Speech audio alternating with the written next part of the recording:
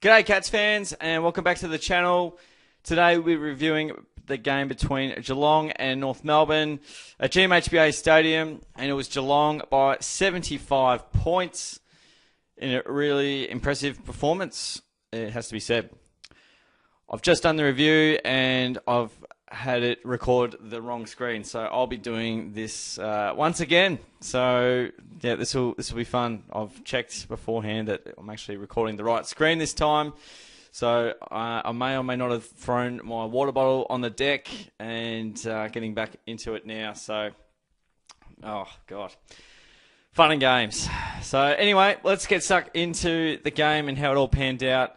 It was a really strong performance and sort of started all in that opening term where we're able to ensure we got the scoreboard ticking over nicely. The tackle pressure was really good to see. Loved our pressure in the front half and throughout the ground. It was awesome to see and on display. North, obviously, they came back a little bit.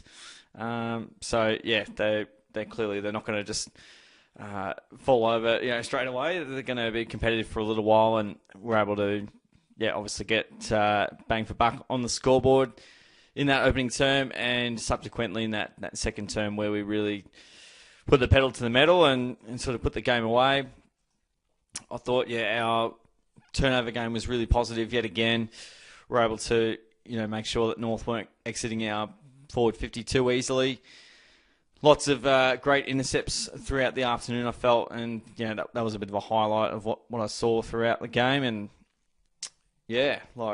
our run and dash and use of handball was really positive and prominent throughout the game as well. Just again, another really good even team contribution throughout that match and making sure that, we're not solely reliant on any one player, and we keep that work up. We'll be good as gold. Sort of parked the bus a little bit in that third term, and then we went to work again in that final term, and that ball movement that we see from half back and throughout that midfield, it's quite pleasing on the eyes, and had some close ones early on this year. It was nice to be able to sort of take it a little bit easier in this game and just take a bit of a breather and get a nice win and ultimately help out our percentage a little bit, which definitely needed a little bit of work, and that's been attended to very nicely. North kept cracking in, they kept trying, but I felt, defensively we were really strong yet again. We didn't let them out too much. We made them hurt on the scoreboard and pretty efficient and effective with the ball use and whatnot, sort of going inside 50. Laced out our forwards on several occasions, as per the marks inside 50, which we'll see. But, very pleased. I think it's the highest score of season 2024 as well, to my knowledge. At least that's what I've been hearing. And another random stat that's also come up in recent times from Sir Swamp Thing was Geelong, also with the Giants, have led at every single change this season. So with the 5 wins that both teams have locked away, we have not been behind at any given stage, at a main break or any break of any quarter. So very positive indeed.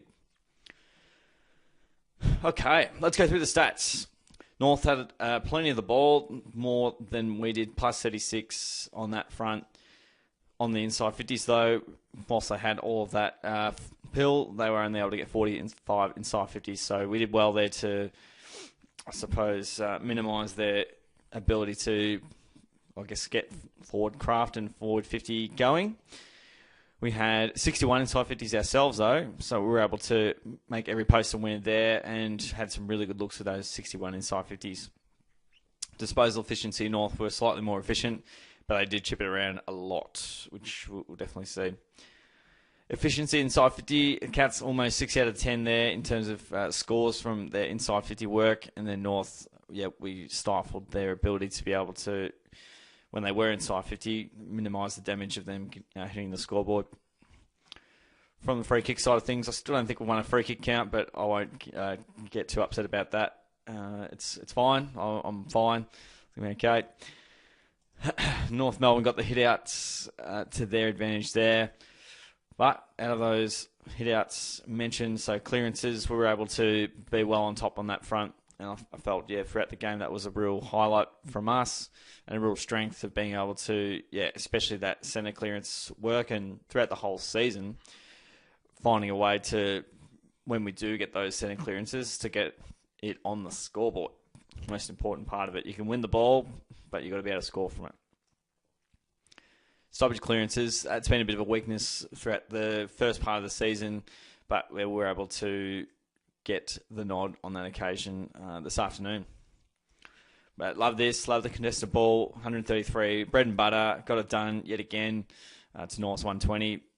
North had plus 44, plus 45 on the outside. They definitely chipped it around a fair bit around the wing and half back, but weren't sort of moving it too far. 20 more turnovers than us, and that's off the back of really good work and skill from our side. And North, obviously, rebuilding side. That's going to take time, obviously, to fix up. But they'll be better for the run coming into the future. For the marks, we had North take a lot more, nearly 130 marks. So they got a lot of the ball in the air, but clearly that for 45 inside 50s and that for 61 inside 50s, you do take that every day of the week. 22 marks inside 50 to 11, as we can see there. Really, really impressive numbers there. That's great cohesion and midfield to forward connection from our side, and being able to stop North from taking too many marks inside 50. They took 11 for the game. Contested marks, so we had 8 to 7, low contested mark game, it has to be said. Led in front for the whole game, outside of when the scores were 0 each. From the tackling side of things, North led the tackle front there, 68 to about 51. But what I was most impressed with, 14 of those 51 tackles inside our 50, so we lifted our forward line pressure significantly, and that's something we want to continue to keep on keeping on, because that obviously, it's much easier to get goals when you're already in your own 50. Take it away from the opposition there, and then get back to goal, and you're good as gold. Bounces pretty low on that front. 1%ers, we love our 1%ers. Plus 3 there, and 47 to 44. All right, let's get stuck into the votes, which were pretty tough. I must say that they've been pretty tough of late, which I like when it's a nice even team performance, which it was yet again. So let's get stuck into it. We've got Jeremy Cameron, the 3 votes, absolute superstar, kicked the 6 goals, 21 disposals. I was not going to say 4 marks, 8 marks. Had a tackle, almost 500 metres gained, and 3 goal assists. So directly off the back of Chez's work is 9 goals. So that's just under half our goals directly off his boot. So that's, again, quite impressive and similar to some of the numbers. I think he had 12 score involvements last week, and we had 25 scores. So, he's just unbelievable in that sense. Made every post a winner. And 6 is like kicking 11 in the old days. So I thought, Jeremy Cameron was great throughout the afternoon, albeit North don't have the best key defensive stocks in the world, but you still got to go back and you still got to kick them. Maxi Holmes kicked a couple, and I'm going to give him the 2 votes. So he had the 2 goals, 25 touches, 5 marks, a couple of tackles as well, and a few clearances from the 83% game time. Kicked some ripping goals, works super hard up and back the ground. He's been awesome and just absolutely yeets it at all costs. He gets it on the boot and pops it 55 metres every time, which is great to get that field position. And then the 1 vote, I'm going to go Jack Bowes. So he's getting involved there. He had the 23 touches, had 3 marks, 3 tackles, and 8 clearances. That's a big part of why I've got him there. So I believe right here, if I haven't checked everyone, leading clearance winner, Jack Bowes. And I thought, especially early on when the game was really hot, he was able to make his mark there inside the contest. And he's really good at getting the ball inside the contest and then getting it out, which is crucial to that ball movement and giving your forwards the best chance to hit the scoreboard. So the votes were very tough. They've been tough, and that's what I like to see. I want the votes to be tough because then that means a lot of players are pulling their socks up and playing their role, which is good to see. All right. Over to the Shark. So Shark had 1 goal, 1 next to his name, 15 touches, 9 marks, 5 tackles, 1 clearance from 75% game time. Yeah, it was really good. He played one of his best games for the club, I'd have to say. He was everywhere. He was gloving everything around the ground.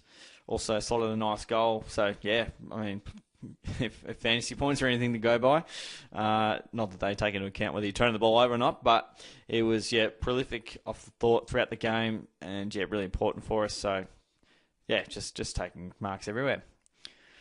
Graham Myers, he had the 23 touches, 4 marks, 3 tackles, 3 clearances, and 2 goal assists. You know he's going to get a goal assist every game. He just absolutely, loves those. When he's got it 55, 60 out, you know something good's going to happen. Absolutely love that dart that he kicked a darty early on. It was an absolute ball burster and found a way to lace him out there. And he's been excellent this season. And played well again today. Over to Bradley Close, the closer. He kicked 4 goals, had the 13 touches, 4 marks, 3 tackles, 2 clearances, also got a goal assist. So 5 direct goals from Bradley's great work.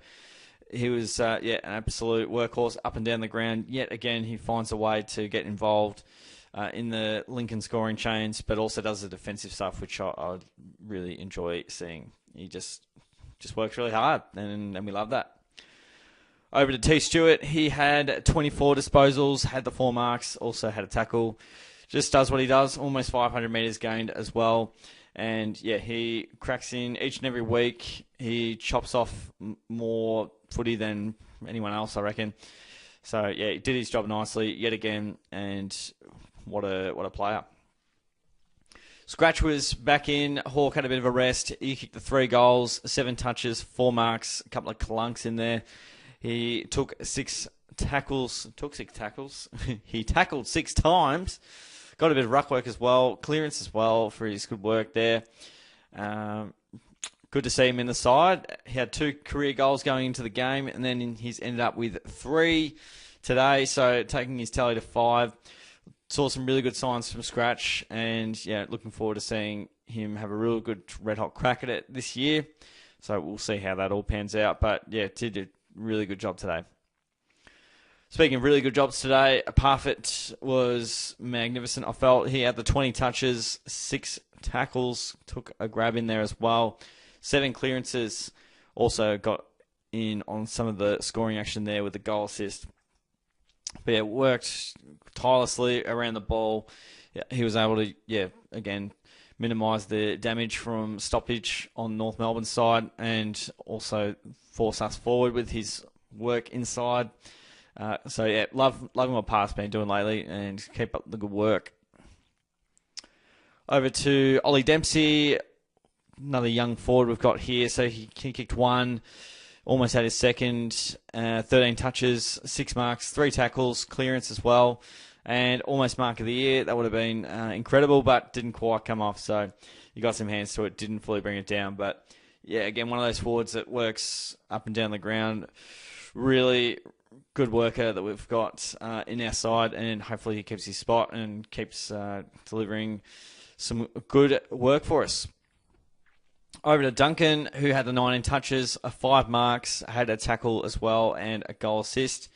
Just went on about his business today. Didn't play a 10 out of 10 game or anything like that, but just mucks in each and every week and has a red hot go at it. So loving Mitchie's work throughout season 2024 so far. Stengel's in some good form of late. He kicked 2 this afternoon. He had the 13 touches, 5 marks as well, had a tackle, a couple of clearances, a few goal assists as well to go with what he did today. So 4 direct goals from Stengel. Back into some really good form, which is brilliant. Over to Tommy Atkins. He had the 18 touches.